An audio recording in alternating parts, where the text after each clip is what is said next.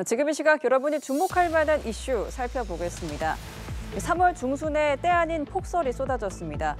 서울에는 기상특보 통계를 집계하기 시작한 이후 역대 가장 늦은 대설특보가 내려졌는데요.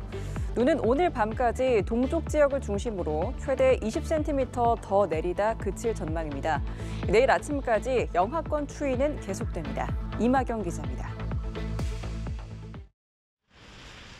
우산을 쓴 시민들이 거센 눈발을 피해 출근길 발걸음을 서두릅니다.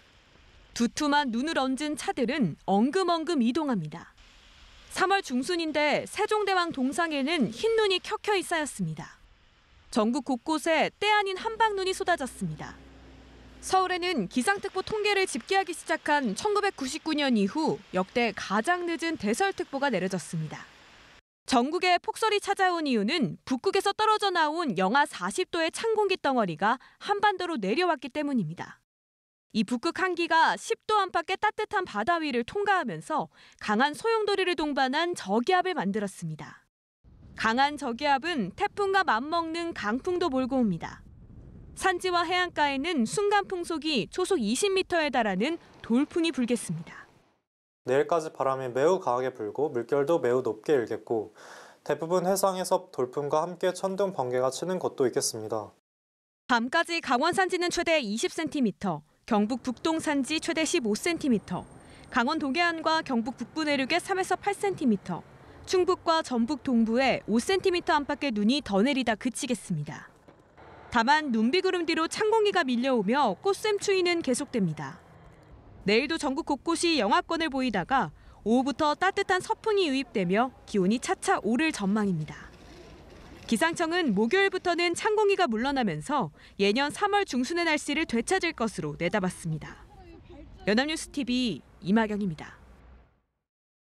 네, 오늘 전남 보성 남해고속도로에서 차량 40대가 연쇄 추돌해 12명이 다쳤습니다. 갑자기 쏟아진 폭설 영향이 컸는데요. 첫 사고 지점이 터널 앞이었습니다. 뒤따르던 차들이 거센 눈보라 속에서 시야 확보가 힘들었던 탓에 사고가 커졌습니다. 김경인 기자가 취재했습니다.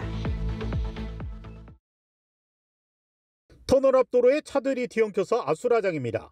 대형 화물차가 다른 차에서 나온 시민 옆을 아슬아슬 스치고 지나갑니다. 잠시 뒤 또 다른 대형 화물차가 눈길의 균형을 잃고 다른 차들을 휩쓸어버립니다. 전남 보성 남해고속도로에서 다중추돌 사고가 난 건 18일 오전 10시 44분쯤. 사고는 60대 남성 A씨가 몰던 전세버스가 터널을 빠져나온 직후에 눈길에 미끄러지면서 시작됐습니다. 뒤따르던 차들이 속도를 줄였지만 눈길에 속수무책 연쇄 추돌로 이어졌습니다. 정 안 되면 이제 옹벽 받아갖고 세우려 했는데 어쩌죠 해갖고 여기 섰어요.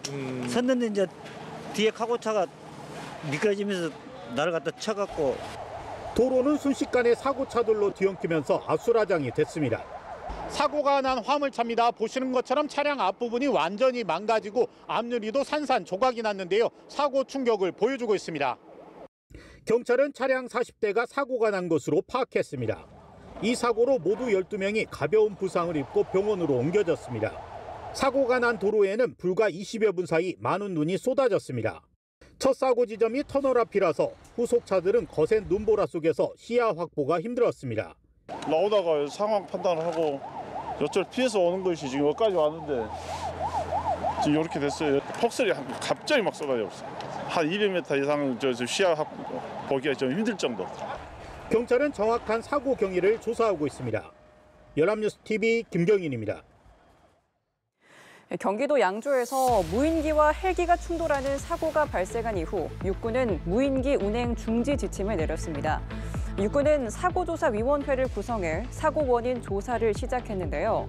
30억 원짜리 무인기와 최소 200억 원에 달하는 헬기가 완전히 불에 타면서 수백억 원 상당의 피해가 발생했고 다른 헬기 한 대의 추가 손상도 확인됐습니다.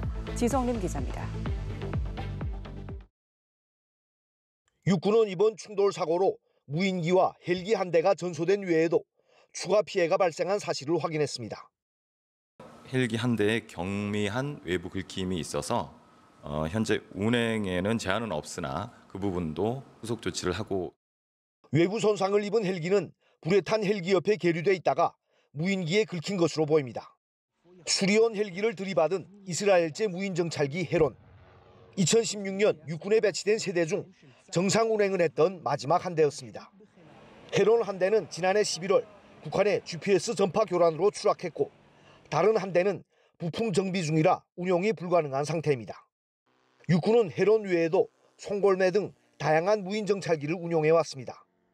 육군은 무인기 헬기 충돌 사고 발생 직후 무인기 운행을 즉각 중지하고 안전성 평가에 들어갔습니다.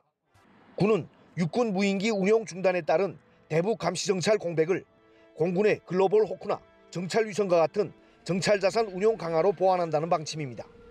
육군은 육군본부 정보차장을 위원장으로 하는 20여 명의 중앙사고조사위원회를 구성하고 세부적인 사고 원인 조사에도 착수했습니다.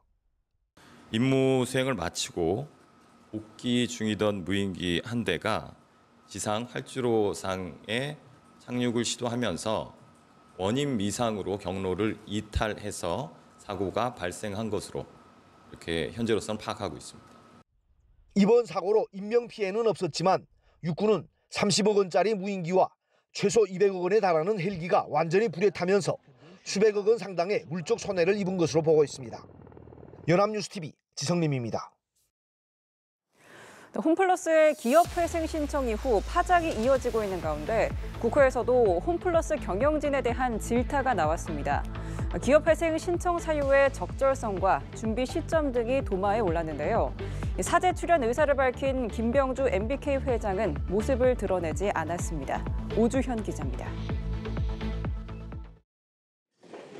국회 정무위원회의 홈플러스 관련 긴급 현안 질의에서는 홈플러스의 기습적인 기업회생 신청의 정당성을 두고 공방이 이어졌습니다.